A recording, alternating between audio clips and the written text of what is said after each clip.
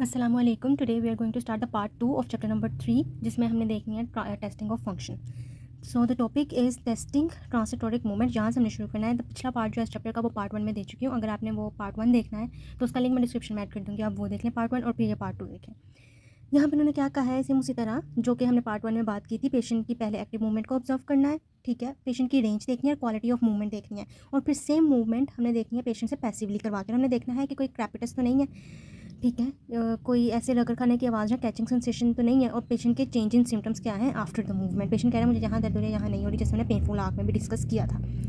फिर ask the patient to describe symptoms. Patient को कहना है कि वो अपने सिम्टम्स डिस्क्राइब करे कि उसको सिम्टम्स किस तरह के आ रहे हैं, ठीक है।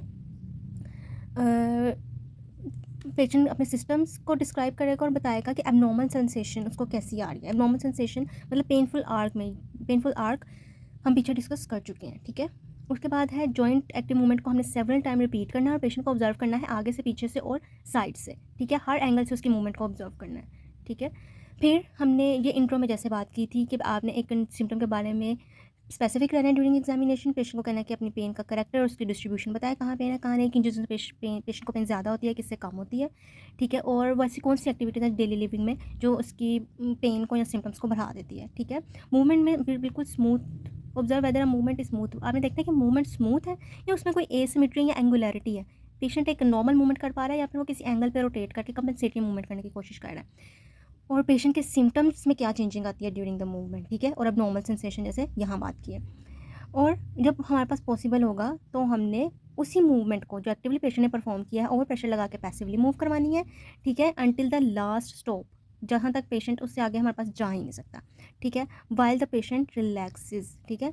पेशेंट रिलैक्स करेगा लेकिन थेरेपिस्ट प्रेशर लगा के मूवमेंट को ज़्यादा करेगा। ये हमने क्वांटिटी टेस्ट की है, ठीक है। लेकिन ये हमारे पास क्वालिटी टेस्ट नहीं है। क्वालिटी टेस्ट हम तब करेंगे जब हमने एंड फील को करनी होगी। अगर हम रेंज ऑफ मोशन को करेंगे तो वो क्वांटिटी टेस्ट में आएगा, लेकिन अगर एंड फील को करेंगे तो क्वालिटी टेस्ट आएगा। अभी हमने इसको क्वांटिटी टेस्ट में रखा, एंड फील को मुय्यन नहीं किया। इससे हमें क्या पता चलेगा ये क्वांटिटी टेस्ट से कि Leyen weather a joint Leyen is limited the active movement, कि आइदर एक जॉइंट एक्टिव मूवमेंट को लिमिट कर रहा है या फिर कोई और पैथोलॉजी है, कोई मसल इन्वॉल्व है, ठीक है। Range of motion with passive over pressure is normally greater than active movement, ये भी बात कर ली है पहले हमने कि एक्टिव मूवमेंट से ज़्यादा पैसिव मूवमेंट आती है क्योंकि वो ओवर प्रेशर के साथ अप्लाई करते हैं, ठीक है। प्रोड्यूसेस लिटिल और no increase in active movement. अब हमने कहा हमने पैसिव पेशेंट को एक्टिव मूवमेंट के बाद पैसिव मूवमेंट में ओवर प्रेशर लगाया, लेकिन फिर भी उसकी रेंज इंक्रीज नहीं हुई जो कि होनी चाहिए थी। अगर वो नहीं हुई तो हमारे पास ये इंडिकेशन है कि जॉइंट स्ट्रक्चर जो है वो मूवमेंट को लिमिट कर रहा है, ठीक है। अगर हमने उसको पेशेंट को रेजिस्टेड एक्सरसाइज कराई, ठीक है, उससे पेशेंट की पेन कम हो गई है, एलिवेट हो गई है, कम हो गई है, खत्म हो गई है, तो इसका मतलब है कैप्सूलर पैटर्न में मसला था। लेकिन अगर पेशेंट की पेन ज़्यादा हो गई है रेजिस्टेंस करने से, तो इसका मतलब है कि प्रॉब्लम मसल टेंडन या लिगामेंट में है, ठीक है। और यहाँ पे ये बात कि अगर range of motion passive movement के बाद ज़्यादा नहीं होती तो हमारे पास जॉइंट स्ट्रक्चरल डिसफंक्शन है। अब हम देखेंगे एक बहुत ही इंपॉर्टेंट चीज़ जो कि एक आर्टिकुलर और नॉन आर्टिकुलर का डिसफंक्शन है, ठीक है। कुछ हमारे पास आर्टिकुलर स्ट्रक्चर्स होते हैं, ठीक है, जो कि जिनको हम नॉन कॉन्ट्रैक्टाइल स्ट्रक्चर कहते हैं, और कुछ एक्स्ट्रा आर्टिकुलर होते हैं जिनको हम कॉन्ट्रैक्टाइल कहते हैं। नॉन कॉन्ट्रैक्टाइल में हमारे पास लिगामेंट कैप्सूल आते हैं, ठीक है, और कॉन्ट्रैक्टाइल में मसल और टेंडन आता है। अब जो साइरेक्स था उसने एक मॉडल दिया था हमें जो कि डिस्टिंग्विश करेगा कॉन्ट्रैक्टाइल और नॉन कॉन्ट्रैक्टाइल के लेयन को, ठीक है, by comparing responses to various test of active and passive movement. हम पेशेंट को एक्टिव पैसिव मूवमेंट करवाएंगे जो हमें इंडिकेट करेगा कि आइदर ये कॉन्ट्रैक्टाइल लेयन है या नॉन कॉन्ट्रैक्टाइल लेयन है, ठीक है। फॉर डायग्नोस्टिक पर्पसेज डिफरेंशिएट करें ना, डायग्नोस करें, ठीक है। फिर कॉन्ट्रैक्टाइल में क्या आता है, मसल और टेंडन। नॉन कॉन्ट्रैक्टाइल में क्या आता है, bones, joint capsule, ligament and bursa, fascia, dura mater और नर्व रूट, ठीक है। अब यहाँ पे इनका डिफरेंस गिवन है, ठीक है। अब एक है हमारे पास नॉन कॉन्ट्रैक्टाइल, एक है कॉन्ट्रैक्टाइल। नॉन कॉन्ट्रैक्टाइल में क्या होगा कि पेशेंट को एक्टिव और पैसिव दोनों में पेन आएगी, ठीक है, in the same direction. Active and passive movement produces और increase symptoms and are restricted in the same direction at the same point in range of motion. लेकिन अगर हम कॉन्ट्रैक्टाइल की बात करें तो वहाँ एक्टिव और पैसिव मूवमेंट में ऑपोजिट डायरेक्शन में पेन आएगी। यहाँ पे सेम डायरेक्शन में आई थी, यहाँ पे ऑपोजिट डायरेक्शन में आएगी। एग्जाम्पल देख लें अगर हम नॉन कॉन्ट्रैक्टाइल की, तो देखो हमने एक पेशेंट से कहा कि उसने एक्टिव और पैसिवली हमने उसको external rotation of the shoulder करवाई और दोनों ही पेनफुल थी और रिस्ट्रिक्टेड थी एट द सेम डिग्री। इसमें हमने active external rotation of the shoulder painful थी पेशेंट की, लेकिन पेनफुल थी और रिस्ट्रिक्टेड थी। लेकिन जब हमने पैसिव एक्सटर्नल रोटेशन करवाई तो उसमें पेन पेशेंट को नहीं आई, लेकिन जब हमने पैसिव इंटरनल रोटेशन करवाई तो उसको पेन आई। एक्सटर्नल रोटेशन का ऑपोजिट क्या होता है, इंटरनल रोटेशन। एक्सटर्नल रोटेशन में एक्टिवली पेन थी और इंटरनल रोटेशन में एक्टिवली पेन है, मतलब ऑपोजिट डायरेक्शन में पेन हुई है ना। उसके बाद passive joint play movement produces और इंक्रीज सिम्टम्स। जब हमने नॉन कॉन्ट्रैक्टाइल डिसफंक्शन अगर है किसी जॉइंट किसी मतलब जॉइंट में, लिगामेंट में, फेशिया वगैरह में, तो पैसिव मूवमेंट से वो पेन ज़्यादा होगी, लेकिन कॉन्ट्रैक्टाइल के केस में वो पैसिव मूवमेंट से पेन ख़त्म हो जाएगी। इसमें रजिस्टेड मूवमेंट से ख़त्म होगी और इसमें रजिस्टेड मूवमेंट से पेन होगी। क्या मतलब कि इसमें हमें पैसिव मूवमेंट से पेन आई और इसमें रजिस्टेड मूवमेंट से पेन आई। ठीक है। देन इस पैराग्राफ में वो कह रहे हैं कि साइडेक्स ने हमें डिफरेंशिएट बता दिया कि हमने किस तरह डिफरेंशिएट करना है बिटवीन नॉन कॉन्ट्रैक्टाइल और कॉन्ट्रैक्टाइल। लेकिन कुछ पैथोलॉजीज ऐसी होती हैं जिसमें हमें अपेरेंटली पता ही नहीं चलता कि लेयन कॉन्ट्रैक्टाइल में या नॉन कॉन्ट्रैक्टाइल में। ठीक है। उनमें हमें फाइंड करना डिफिकल्ट होता है। जैसे कि अगर हम बात करें इन्फ्लेमेटरी प्रोसेसेस की, उसमें जब हमें रजिस्टेड टेस्ट करवाएंगे ना, तो पेशेंट को पेन होगी। रजिस्टेड टेस्ट पेन होगी, मतलब जैसे हमने अभी पीछे पढ़ा था कि रजिस्टेड टेस्ट में अगर पेन एग्रीवेट होती है तो कोई टेंडन या मसल का इशू होता है। लेकिन अब उन्होंने कहा कि जब हम रजिस्टेड एक्सरसाइज करवाएंगे तो जॉइंट कंप्रेशन भी आती होती है हमारे पास, और उसके हो सकता है कि जॉइंट जब कंप्रेशन हो तो उसकी वजह से डिसफंक्शनल जॉइंट पेन प्रोड्यूस हो। ठीक है। इसलिए हमें पता ही नहीं चला कि ये मसल टेंडन की वजह से पेन आई है या जॉइंट डिसफंक्शन की वजह से आई है। ठीक है। तो इसके लिए हम जॉइंट सबसे पहले जॉइंट टेस्टिंग करवाएंगे। ठीक है। और फॉर एग्जांपल ट्रैक्शन एलिवेशन, फिर अगर पेशेंट को मतलब कंप्रेशन से पेन हुई है तो हम उसको ट्रैक्शन एलिवेशन देखेंगे कि ट्रैक्शन से उसकी पेन कम हुई है या नहीं। ठीक है। और कंप्रेशन प्रोवोकेशन, कंप्रेशन से पेन ज़्यादा होगी, तो ये हमारे पास जॉइंट डिसफंक्शन को प्रॉपर्ली डिस्क्राइब कर देगा। ठीक है। If you determine that a joint structure is involve, अब हमें पता चल गया कि कोई जॉइंट स्ट्रक्चर इन्वॉल्व है, तो हमने OMT वैल्यूएशन पे फोकस करना है, more specifically identifying the nature and location of the joint dysfunction. फिर अब हमें पता चल गया कि जॉइंट स्ट्रक्चर इन्वॉल्व है। ठीक है। अब हमने जॉइंट डिसफंक्शन की नेचर और लोकेशन को फाइंड करना है ताकि हम एक मोर इफेक्टिव अप्रोच को, ट्रीटमेंट अप्रोच को अप्लाई कर सकें। अब हमने देखना है मसल शॉर्टिंग और मसल स्पाज में क्या डिफरेंस है, किसकी बेस पे, एंड फील की बेस पे। ठीक है। यही उन्होंने बताया है कि स्किल्ड प्रैक्टिशनर डिफरेंस बता देगा between muscle shortening and muscle spas based only on the end feel testing. ठीक है। अब हम देखेंगे कि किसकी एंड फील कैसी होती है। अब एक शॉर्टेंड मसल है और एक मसल स्पाज्म है। शॉर्टेंड मसल और स्कार मसल की एक जैसी एंड फील होती है जो कि फिर्म और लेस इलास्टिक होती है, और मसल स्पाज्म की लेस सॉफ्ट और मोर इलास्टिक होती है। ठीक है। Accompanied by increase muscle reactivity. अब जो मसल स्पाज्म होता है ना, इसकी अगर हम रिलैक्सेशन करवाना तो पेशेंट की पेन खत्म हो जाती है, लेकिन अगर हमने रिलैक्सेशन करवाई और पेशेंट की पेन खत्म नहीं हुई तो वो हमारे पास शॉर्ट एंड मसल किया। और ये मैन्यूवर कौन परफॉर्म करते हैं, जो नोवाइस मतलब अनस्किल्ड प्रैक्टिशनर होते हैं। यहाँ पे ये इन्होंने डिस्क्राइब किया। Novice practitioner may make the same differentiation based on patient's response to specific muscle relaxation manoeuvre. एक स्किल्ड प्रैक्टिशनर ने डिफरेंशिएट किया on the basis of the end feel, और एक अनस्किल्ड प्रैक्टिशनर ने डिफरेंशिएट किया between the basis of muscle relaxation manoeuvres. For example इन्होंने यहाँ पे एक ली है कि एक पेशेंट है। ठीक है। उसकी SLR लिमिटेड है किसी वजह से, हैमस्ट्रिंग की वजह से। Where a patient's hamstring limit a SLR movement, तो प्रैक्टिशनर क्या करेगा, position the limb at the limit of available range. जितनी उसकी ऊपर जा रही है, लिमिटेड है लेकिन जितनी जा रही है उतनी लेकर गए, hold relax muscle relaxation manoeuvre perform किया। पेशेंट को कहा कि आपने इसको होल्ड करके रखना है। पेशेंट ने होल्ड किया, रिलैक्सेशन पीरियड, ये रिलैक्सेशन पीरियड है, पेशेंट ने होल्ड किया है। उसके बाद फॉलोड बाय मसल कॉन्ट्रैक्शन, और फिर हमने उस पेशेंट को कहना है कि आप इसको ऊपर लेके जाएं एक्टिवली। ठीक है। तो मसल स्पाज जो है वो रिलैक्स हो जाएगा, और इन पेशेंट की रेंज जो लिमिटेड थी अब वो थोड़ी ज़्यादा हो जाएगी। Allow the long return of muscle that shorten muscle that has been limiting the range of motion. ठीक है। SLR इंक्रीज होगी, लेकिन जो एक शॉर्टन मसल होगा उसकी ना ही लेंथ इंक्रीज होगी और ना ही पेन खत्म होगी। ठीक है। उसके लिए हमें एडिशनल सस्टेन्ड स्ट्रेचिंग करवानी पड़ेगी, वो रिलैक्सेशन से ठीक नहीं होगा। ये डिफरेंशिएशन भी हम कर सकते हैं। उसके बाद है ट्रांसलेटरी जॉइंट प्ले, जिसमें हम क्वांटिटी और क्वालिटी ऑफ जॉइंट प्ले को देखते हैं, एंड फील को देखते हैं, और एग्जामिनेशन करते हैं एक्सट्रीमिटी के जॉइंट्स की। ट्रांसलेटरी जॉइंट प्ले में कौन कौन सी मूवमेंट्स आती हैं, traction, compression and gliding, that all has been discussed in the chapter number 1। Joint play सबसे ज़्यादा कब होता है, इन द रेस्टिंग पोजीशन, क्योंकि उसके अंदर जॉइंट में लैक्सिटी सबसे ज़्यादा होती है और पेशेंट को ईजी फील होता है कोई भी मूवमेंट वहाँ करने में। ठीक है। एक जो प्रैक्टिशनर है उसके लिए ज़रूरी नहीं है कि वो रेस्टिंग पोजीशन में करे, वो आउटसाइड द रेस्टिंग पोजीशन भी जॉइंट प्ले को एवेल्युएट कर सकता है। There naturally small range of movement can make the movement more challenging to palpate, लेकिन उन जॉइंट्स में जहाँ पे बहुत मिनिमल रेंज ऑफ मूवमेंट होती है उनके अंदर जॉइंट प्ले को पैल्पेट करना डिफिकल्ट होता है। दो तरह से जॉइंट प्ले को हम टेस्ट कर सकते हैं। एक तो ये कि हम एक जॉइंट पार्टनर को फिक्स कर दें और दूसरे को मूव करेंगे। ठीक है। Fix one joint partner and move the other to the fullest range of motion, feel the changes in the restriction. ठीक है। रिस्ट्रिक्शन को हमने, रेजिस्टेंस को हमने फील करना है। फॉर एग्जांपल कि अगर लिटिल रेजिस्टेंस भी, उसके बाद हमारे पास इंक्रीज रेजिस्टेंस और मार्क रेजिस्टेंस आएगी। इस तरह हमने चेंजेस ऑफ रेजिस्टेंस को मेजर करना है through out the range of motion in grade 2। उसके बाद फर्स्ट स्टॉप आएगा, और फर्स्ट स्टॉप के बाद हमने उसकी एंड फील चेक करने के लिए ओवर प्रेशर या स्ट्रेच देंगे ग्रेड 3 का। ठीक है। डिटर्मिन करेंगे कि आइदर पेशेंट की मूवमेंट क्वालिटी कितनी है और वो हाइपर मोबाइल है या हाइपर मोबाइल है। ठीक है। उसके बाद एक तो ये मैन्यूवर था, और एक अब हम दूसरी टेक्निक जहाँ पे हम वाइब्रेशन और ऑसिलेशंस यूज़ करेंगे with small amplitude joint play movement. ठीक है। While you palpate the joint spaces, joint spaces को पैल्पेट करते हुए वाइब्रेशन ऑसिलेशन स्मॉल एम्पलीट्यूड की जॉइंट प्ले पे लगानी है। नो फिक्सेशन और स्टेबलाइजेशन रिक्वायर्ड, इसके अंदर फिक्सेट किया था, इसके अंदर फिक्सेट नहीं करना, और ये हम कहाँ पे लगाएंगे, स्पाइनल जॉइंट टेस्टिंग में हम ये कर सकते हैं। ठीक है।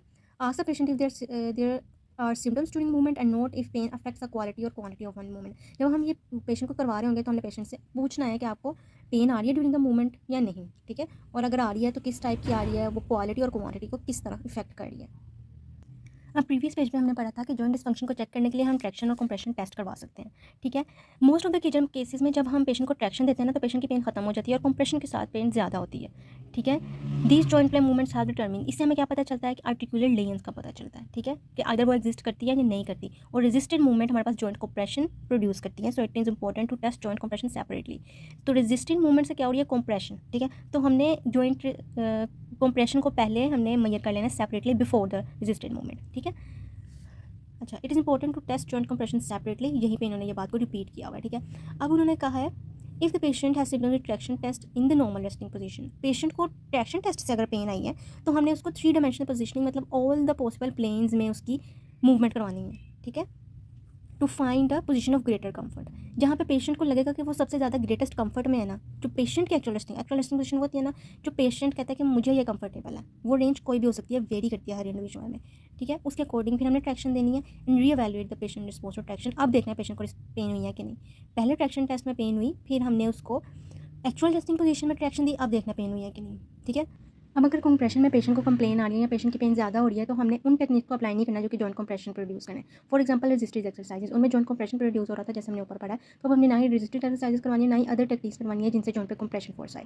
अगर कंप्रेशन टेस्ट में पेशेंट को पेन नहीं हो रही रेस्टिंग पोजीशन, ठीक है, और if no other test of function provoke और इंक्रीज द पेशेंट कंप्लेन, और किसी और टेस्ट पे पेशेंट की पेन ज़्यादा या कम नहीं हो रही, सॉरी, पेशेंट की कंप्लेन ज़्यादा नहीं हो रही, तो अब हमने कंप्रेशन टेस्ट को 3 डायमेंशनल पोजीशनिंग मतलब ऑल द प्लेन्स में टेस्ट को परफॉर्म करना है, ठीक है। और in cases of subtle joint dysfunction तो it is the only way to locate the patient's layer, ये देखने के लिए कि पेशेंट की लेयर एक्चुअली है कहाँ। फिर है ग्लाइडिंग टेस्ट। ग्लाइडिंग टेस्ट हम ब्रीफली पढ़ चुके हैं चैप्टर नंबर 1 में कि ये भी हमें डिफ्रेंशिएट करेगा आर्टिकुलर और नॉन आर्टिकुलर लेयर्स को, ठीक है। और ये हम किसके लिए करते हैं, एनाटॉमिकल जॉइंट्स के लिए, उनके अलॉन्ग स्ट्रक्चर्स को टेस्ट करने के लिए, ठीक है। Are also important for determining specific direction of joint movements, और ये हमें बताएगी कि किस जॉइंट मूवमेंट में रिस्ट्रिक्शन है और उसी में हमने ग्लाइडिंग देनी होगी, ठीक है। The skilled manual therapist evaluate gliding movement both in joint resting position and in various position outside the resting position। उनका skilled manual therapist होता है, वो resting position में भी टेस्ट परफॉर्म कर सकता है और outside the resting position में भी टेस्ट परफॉर्म कर सकता है क्योंकि वो skilled हो गया, उसको एक्सपीरियंस आ गया। फिर है रेजिस्टेड मूवमेंट्स। रेजिस्टेड मूवमेंट्स क्या करती हैं, जॉइंट कंप्रेशन फोर्सेज अप्लाई करती हैं एक जॉइंट कैप्सूल पे, ठीक है। उन्होंने क्या कहा है, ये किस लिए हम करते हैं, न्यूरोमस्कुलर इंटेग्रिटी को चेक करने के लिए और कॉन्ट्रेक्टाइल एलिमेंट्स को चेक करने के लिए, एसोसिएटेड स्ट्रक्चर जिनमें joints, nerve and vascular supply, इन सब की टेस्टिंग के लिए रेजिस्टेड मूवमेंट करते हैं। रेजिस्टेड मूवमेंट में क्या होगा कि हम पेशेंट की मूवमेंट को रेजिस्ट करेंगे और पेशेंट उसके रिस्पॉन्स में जो है ना हमारी मूवमेंट को रिस्ट्रिक्ट करेगा। हमने फोर्स अप्लाई करनी है in the direction of the movement और पेशेंट ने उसको परफॉर्म करना है, ठीक है। इसमें क्या होगा, मैक्सिमम मसल कॉन्ट्रैक्शन होगी while the joint is held in near mid position. Her joint की एक मिड पोजीशन होती है, ठीक है। और जैसे अगर हम बात करें एल्बो फ्लेक्शन की तो उसकी रेंज है हमारे पास 0 to 14 डिग्री, मिड रेंज उसकी क्या होगी 0 to 70 डिग्री, नहीं 70 डिग्री, ठीक है ना। तो हमने 70 डिग्री के अंदर उसकी रेजिस्टेंस मूवमेंट अप्लाई करनी है, ठीक है ना, जो कि उसकी रेस्टिंग पोजीशन होगी। Testing resisted test will help eliminate the joint as a source of pain. इससे हमें पता चल जाएगा कि जॉइंट में पेन नहीं है, ठीक है। It will eliminate the joint as a source of pain, however certain amount of joint compression and gliding is available. अगर पेशेंट ने कहा मुझे रेजिस्टेड मूवमेंट में पेन आ रही है, ठीक है, तो हमें ये पता चल जाएगा कि ये कोई मसल पेन है, कॉन्ट्रैक्टाइल एलिमेंट की पेन है, ठीक है। तो ये हमें बता देगा कि जॉइंट पेन तो नहीं है, लेकिन हम जॉइंट कंप्रेशन भी होगी और ग्लाइडिंग भी होगी, उसको हम रोक नहीं सकते। इनएविटेबल मतलब अनअवॉइडेबल, ये जॉइंट में होनी होनी है as a result of movement. To exclude pain arising from the as a result of joint dysfunction compression test should perform before the resisted test. उन्होंने कहा है कि जॉइंट कंप्रेशन टेस्ट हमें परफॉर्म करना है before the resisted movement test, ये पता लगाने के लिए कि कंप्रेशन टेस्ट कहीं पेशेंट का पॉजिटिव तो नहीं है। अगर पेशेंट का कंप्रेशन टेस्ट पॉजिटिव होगा तो रेजिस्टेड मूवमेंट हमने नहीं करवानी, वो कॉन्ट्राइंडिकेटेड हो जाएंगी, ठीक है। कंप्रेशन टेस्ट में provoke pain, resistant test are different. और अगर कंप्रेशन टेस्ट से पेशेंट की पेन ज़्यादा हो रही है तो रेजिस्टेंट मूवमेंट हमारे पास हमें नहीं करवानी क्योंकि उसकी कोई वैल्यू नहीं है। अब उसने ये क्लासिफिकेशन दी थी जिसमें उसने कहा था कि पेनफुल एंड स्ट्रॉन्ग है, अगर एक मसल कॉन्ट्रैक्टाइल एलिमेंट्स पेनफुल भी है और स्ट्रॉन्ग भी है तो उसमें माइनर लेयन होगी। पेनफुल तो है लेकिन स्ट्रॉन्ग है तो माइनर होगी, पेनफुल भी है और वो बहुत वीक भी है तो मेजर लेयन होगी मसल और टेंडन की। पेन नहीं है लेकिन वीक है तो इसका मतलब है न्यूरोलॉजिकल लेयन है या फिर कंप्लीट रप्चर हो चुका है मसल टेंडन। अब एक मसल है जिसमें पेन भी नहीं है और वो स्ट्रॉन्ग भी है तो वो नॉर्मल होगा ना, ऑब्वियसली पेन भी नहीं है और वीक भी नहीं है तो स्ट्रॉन्ग है। अब हम resisted exercises and resisted test को 3 तरह मेथड से परफॉर्म करवा सकते हैं। एक है मैनुअल मसल टेस्टिंग, ठीक है। फिर है मैनुअल मसल टेस्टिंग के बाद मशीन्स यूज़ कर सकते हैं, ठीक है। उसके बाद हम स्पेशल फंक्शनल मैन्यूवर्स भी परफॉर्म कर सकते हैं, जैसे PNF टेक्निक्स वगैरह। फॉर एग्जाम्पल अब हमने रेजिस्टेंस अप्लाई करनी है on the large muscles group, तो हमारे पास सबसे ज़्यादा स्ट्रॉन्गेस्ट मसल कॉन्ट्रैक्शन कब आएगी, जब थेरेपिस्ट इंड्यूस कराएगा फोर्स को, और पेशेंट को कहना है कि वो होल्ड करे, मूव नहीं करना, होल्ड करना है। अगर पेशेंट ने पुश और पुल किया तो आपने उसको कहना है कि ना ही आपने मेरी मूवमेंट को पुश करना है ना ही पुल करना है, आपने सिर्फ होल्ड करके रखना है, तो तब हमारे पास स्ट्रॉन्ग मसल कॉन्ट्रैक्शन आएगी, ठीक है ना। उसके बाद है differential diagnosis for pain in a muscle synergy. अब हम देखेंगे कि मसल साइनर्जी का मतलब होता है एक तो मसल, जैसे फॉर एग्जांपल बात करें अगर हम एल्बो फ्लेक्शन की, एल्बो फ्लेक्शन हमारे पास करवाता है बाइसेप्स मसल, बाइसेप्स के साथ मिलकर हमारे पास कोरेकोब्रेकियालिस और ब्रेकोरेडियालिस भी करवाता है, तो वो बाइसेप की साइनर्जी हुए ना कि उसके साथ मिलकर काम करेगा, ये मतलब होता है साइनर्जी का। तो उन्होंने कहा है कि एक मूवमेंट को different muscle of group synergy के तौर पे मिलकर काम करते हैं और मूवमेंट परफॉर्म कराते हैं, ठीक है। और ये जो साइनर्जिस्ट मसल होते हैं ना, वो रिगार्डलेस ऑफ जॉइंट पोजीशन के कॉन्ट्रैक्ट करते हैं। ये नहीं होता कि एंड रेंज या मिड रेंज किस तरह से उन्होंने कॉन्ट्रैक्ट करना है, उन्होंने हर जॉइंट पोजीशन पे साइनर्जी के साथ, मतलब अपने एक मेन मसल के साथ मिलकर वर्क परफॉर्म करना है। एक हमने EMG स्टडीज़ करवाई जिसमें हमें पता चला कि muscle activity is not significantly affected by change in joint positioning, कि जॉइंट पोजीशन चेंज की हमने तो मसल एक्टिविटी चेंज नहीं हुई, ठीक है। तो conventional manual test strength testing is perform from various function can not reliably differentiate the source of. तो इससे हमें पता, उन्होंने कहा कि जब हम conventional manual strengthening testing perform कराएंगे तो हमें ये नहीं पता चलेगा कि मस्कुलर टेंडनस में पेन कहाँ से आ रही है, ठीक है। आइदर वो एक जॉइंट से आ रही है या वो साइनर्जिस्ट मसल से आ रही है, एंटागोनिस्टिक मसल से आ रही है, ये सब कुछ। तो ये हम किस तरह फाइंड करेंगे, डिफरेंट टेस्टिंग के साथ। यहाँ पे इन्होंने हमें बताई हुई है टेस्टिंग। तो अब उन्होंने कहा है to identify specific muscle tendon responsible for patient pain, ये हमें पीछे पता नहीं चला था, अब हमने आइडेंटिफाई करना है। तो हम क्या करेंगे, सिलेक्टिवली एलिसिट्स और prevent contraction of a specific muscle और ग्रुप ऑफ मसल। अब हम एक मसल को कॉन्ट्रैक्ट करवाएंगे या फिर उसकी कॉन्ट्रैक्शन को इनहिबिट करवाएंगे, या हम 3 तरीके से करवा सकते हैं, ठीक है। सबसे पहले क्या है, testing a muscles secondary function in the same joint. Same joint के बाद हम करवाएंगे इन द एडजेसेंट जॉइंट्स, और फिर हम रेसिप्रोकल इनहिबिशन यूज़ करेंगे, ठीक है। अब यहाँ पे उन्होंने क्या कहा है कि एक मसल है, ठीक है। If a muscle in a joint movement energy as a secondary function not shared by other muscles in a energy, it can be selectively tested. इसको अगर हम इस एग्जांपल से समझेंगे तो फिर हमें ये लाइन ज़्यादा जल्दी समझ आ जाएगी। एग्जांपल क्या है कि if resisted knee flexion is painful, resisted knee flexion में पेशेंट को पेन थी। अब हमने फर्दर एग्जामिनेशन करनी है लेटरल और मीडियल लेग रोटेशन की, ठीक है। May identify specific muscle causing the pain. Patient को नी फ्लेक्शन में पेन थी, अब हमने उसको लेटरल और मीडियल रेजिस्टेड एक्सरसाइज परफॉर्म करवानी है, और फिर हम देखेंगे कि पेन कहाँ है। अगर तो उसको लेटरल रोटेशन में पेन आई है तो फिर हमें पता चल गया कि मीडियल रोटेशन में पेन नहीं होगी, ठीक है। लेटरल रोटेशन में पेन है, मीडियल रोटेशन में पेन नहीं है, तो हमें पता चल गया कि वो बाइसेप फेमोरिस इंजर्ड है and not other knee flexor. और दूसरा नी फ्लेक्शन जो पेनफुल थी, कोई और नी फ्लेक्शन नहीं इन्वॉल्व इस कंडीशन में। जैसे देखो, नी फ्लेक्शन में पेशेंट को पेन हुई, लेटरल रोटेशन और मीडियल रोटेशन करवा के देखी। लेटरल रोटेशन में पेन थी, मीडियल रोटेशन में नहीं थी। लेटरल रोटेशन में पेन थी, मतलब वो कौन करवा रहा है, बाइसेप फेमोरिस। तो इससे हमें पता चल गया कि बाइसेप फेमोरिस की इंजरी है जिसकी वजह से लेटरल रोटेशन में पेन आ रही है। अगर हमारे पास लेटरल रोटेशन में ना होती, मीडियल रोटेशन में होती, तो फिर हम कहते हैं कि इसमें सेमी टेंडनोसिस, सेमी मेम्ब्रेनोसिस, सार्टोरियस और ग्रेसिलस एंड पोप्लिडियस मसल इंजर्ड है, क्योंकि ये मसल्स करवाते हैं मीडियल रोटेशन। लेटरल रोटेशन कहता है बाइसेप, लेटरल रोटेशन में पेन थी तो बाइसेप मसल की इंजरी हमने कह दिया उसको, ठीक है। उसके बाद है एडजेसेंट जॉइंट। ये तो हमने कहा था कि एक मसल है जो कि वही एनर्जी उसी मसल के साथ वर्क कर रहा है, किसी और जॉइंट पे नहीं करवा रहा। लेकिन एक मसल है जो कि उस जॉइंट पे भी करवा रहा है, एक जॉइंट पे एक मूवमेंट करा रहा है, दूसरी मूवमेंट पे भी करवा रहा है। जैसे कि अगर हम देखें ना इसकी, तो एक बाइसेप मसल है। बाइसेप मसल मेरे पास शोल्डर पे भी फ्लेक्शन करवाता है और एल्बो पे भी फ्लेक्शन करवाता है। अगर इसको एग्जाम्पल अगर हम देखें तो शोल्डर फ्लेक्शन में पेन थी, रेजिस्टेड शोल्डर फ्लेक्शन एक्सरसाइज करवाई पेशेंट से, उसमें पेन आई, ठीक है। अब ये can be due two lane in one of several muscles in energy producing this movement. हो सकता है कि एक से ज़्यादा ग्रुप ऑफ मसल्स एनर्जी के ये कॉज कर रहे हो पेन। अब हमने उसको एल्बो फ्लेक्शन परफॉर्म करानी है। शोल्डर फ्लेक्शन में उसको पेन थी, अब एल्बो फ्लेक्शन में पेन परफॉर्म कराएंगे, उसमें भी पेन आ रही है, तो हमें पता चल गया कि बाइसेप है, क्योंकि बाइसेप भी तो ये करवा रहा है, वहाँ पे भी फ्लेक्शन करा रहा है, यहाँ पे भी फ्लेक्शन करवा रहा है, उसमें भी पेन है, इसमें भी, तो बाइसेप से करवाएगा ना। तो हमने कह दिया कि बाइसेप इन्वॉल्व है, ठीक है, which can produce both shoulder and elbow flexion. अब है रेसिप्रोकल इनहिबिशन। रेसिप्रोकल इनहिबिशन में हमारे पास होता है कि हमने एक मसल की अगर रिलैक्सेशन करवानी है ना, तो उससे ऑपोजिट मसल की कॉन्ट्रैक्शन करवा देंगे हम।